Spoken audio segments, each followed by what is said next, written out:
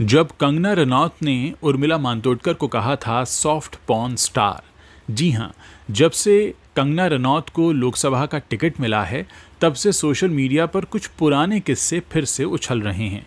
ये तो आप जानते ही हैं कि कांग्रेस की प्रवक्ता सुप्रिया श्रीनेत ने जिस तरह का कमेंट किया कंगना पर, उसके बाद उन्हें हर तरफ से लताड़ मिल रही है। इस बीच कंगना का भी एक पुराना इंटरव्यू याद दिलाया जा रहा है जिसमें उन्होंने उर्मिला मातोंडकर को सॉफ्ट पॉर्न स्टार कहा था। असल में कंगना रनौत ने सितंबर 2020 में कहा था, मैंने उर्मिला मातोंडकर का एक बहुत अपमानजनक इंटरव्यू देखा। जिस तरह से वो मेरे बारे में बात कर रही थी, चेहरा बना रही थी, मेरे स्ट्रगल का मजाक उड़ा रही थी, मुझ पर हमला कर रही थी कि मैं कैसे बीजेपी के टिकट के लिए उतावली हो रही हूँ। तो उन्होंने इसी बात को आगे बढ़ाते हुए कहा था कि उर्मिला एक सॉफ्ट पॉर्न स्टार हैं। कंगना ने कहा था, मुझे टिकट मिलना ज़रा भी मुश्किल नहीं, इस बात का पता लगाना कोई बहुत होशियारी का काम भी नहीं है। उर्मिला सॉफ्ट पॉर्न स्टार हैं, जाहिर सी बात है कि वो अपनी एक्टिंग के लिए नहीं जानी जाती हैं। किस चीज़ के लिए जानी जाती हैं? सॉफ्ट पॉर्न करने के लिए, है ना। और अगर उन्हें टिकट मिल सकता है तो मुझे क्यों नहीं, ये बात कंगना ने कही थी। आप जानते हैं कि उर्मिला मातोंडकर को 2019 में मुंबई नॉर्थ से लोकसभा का टिकट मिला था। कुछ वक्त बाद उन्होंने कांग्रेस से रिज़ाइन करके शिवसेना ज्वाइन कर ली थी और अब ये सारी बातें याद दिलाई जा रही हैं। जया बच्चन ने 2020 में पार्लियामेंट में जो स्पीच दिया था उस पर कंगना के कमेंट पर उर्मिला ने उन्हें लताड़ा था और उर्मिला ने उस वक्त कहा था जब कंगना पैदा भी नहीं हुई थी, जया जी तब से फिल्म इंडस्ट्री में हैं।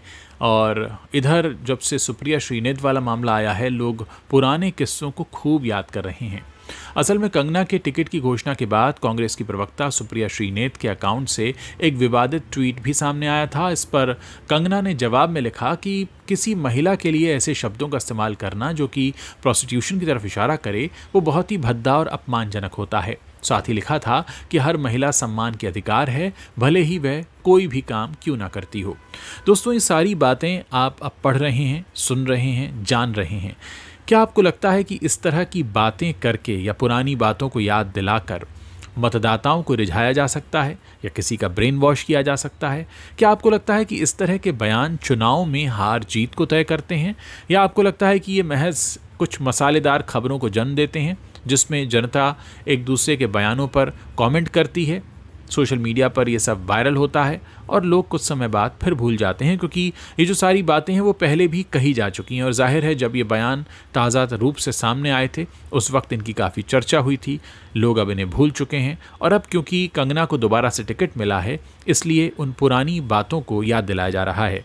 इस तरह के पुराने किस्सों के बारे में आप अपनी क्या राय रखते हैं, मेरे इस वीडियो के नीचे कमेंट सेक्शन में शेयर कर सकते हैं, ताकि हम ये समझ सकें कि जनता के सामने जब भी पुरानी बातें याद दिलाई जाती हैं तो उस पर जनता किस तरह से सोचती है, क्या उन बातों का कोई असर होता है या आपके लिए ये सब बेवजह है।